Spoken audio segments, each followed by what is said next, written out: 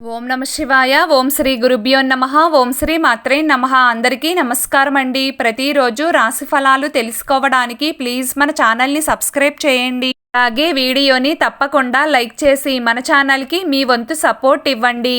గోచార్య రీత్యా తులారాశి వారు ఎటువంటి శుభ అశుభ ఫలితాలు పొందుతారో తెలుసుకోవాలంటే ఈ వీడియోని స్కిప్ చేయకుండా చివరి వరకు చూడండి. తులారాశి వారు ఈ రోజున సాధారణమైన ఫలితాలనే పొందుతారు. వృత్తి, ఉద్యోగ మరియు వ్యాపార రీత్యా లాభాలు అంతంత మాత్రంగానే ఉంటాయి. కెరియర్ పరంగా రాంగ్ డైరెక్షన్లోకి వెళ్లే సూచనలు కనిపిస్తున్నాయి.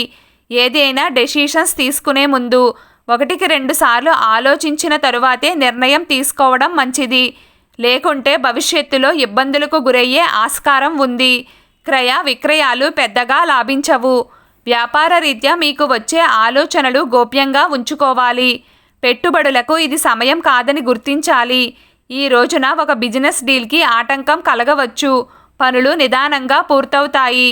కొత్త పనులను మీరే స్వయంగా పోస్ట్పోన్ చేసుకుంటారు. ఉద్యోగస్తులకు బద్ధకం పెరుగుతుంది. అప్పగించిన పనులను సక్రమంగా పూర్తి చేసుకోలేకపోతారు. యాజమాన్యం చేత మాటలు పడాల్సి రావచ్చు. అందుకే తులారాశి వారు ఈరోజు బద్ధకాన్ని విడిచిపెట్టి చురుగ్గా పనిచేసే ప్రయత్నం చేయాలి. దృష్టి దోషాలు అధికమవుతాయి. ఇతరుల వలన మోసపోయే అవకాశాలు కూడా లేకపోలేదు. ఎవ్వరిని గుడ్డిగా నమ్మవద్దు. ఒంటరి ప్రయాణాలు చేయకండి. ఉదయం వేళ ఆలయ దర్శనం చేసుకుంటే మంచిది. కోర్టు కేసులు మరియు న్యాయవాదుల యొక్క సంప్రదింపుల విషయంలో చాలా జాగ్రత్తగా ఉండాలి. కొత్త వారితో పరిచయాలు అనుకూలించవు.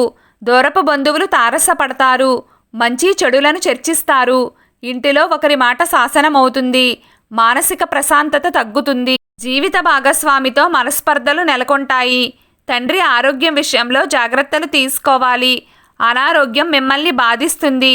డాక్టర్ని సంప్రదించడం చాలా అవసరం. ఈరోజు తులారాశి వారి అదృష్ట సంఖ్య 5. ఈరోజు తులారాశి వారి అదృష్ట రంగు ఆకుపచ్చ రంగు. ప్రతిరోజు మీకు ఇష్టమైన దైవారాధన చేస్తూ ఉండండి. అంతా శుభం కలుగుతుంది. ఈ వీడియో మీకు నచ్చినట్లయితే ప్లీజ్ లైక్ చేయడం మర్చిపోకండి.